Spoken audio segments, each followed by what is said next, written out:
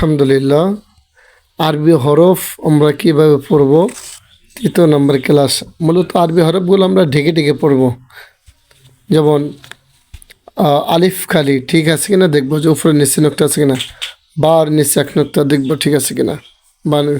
তার উপরে দুই নোক্তা, থার উপরে তিন নোক্তা, জিমের নিচে এক নোক্তা, হা খালি, খর উপরে এক নোক্তা, দাল খালি, জালের উপরে এক নোক্তা, র খালি, ঝার উপর এক নোক্তা, সিন খালি, সিনের উপর তিন নোক্তা, সদ খালি, দদের উপর এক নোক্তা, ত খালি, ঝর উপরে এক নোক্তা, আইন খালি, গয়নের উপর এক নোক্তা, ফার উপরে এক নোক্তা,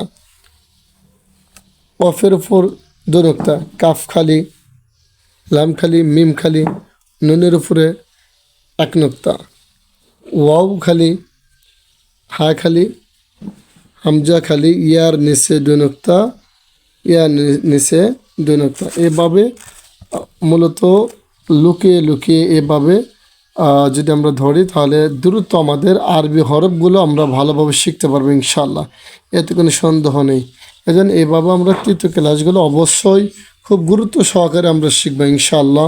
যত আলিফ বা তা যত ভালো করে শিখতে পারবো, তত আপনার কোরআন পড়া তত অতি দ্রুত সহজ হয়ে যাবে ইনশাআল্লাহ।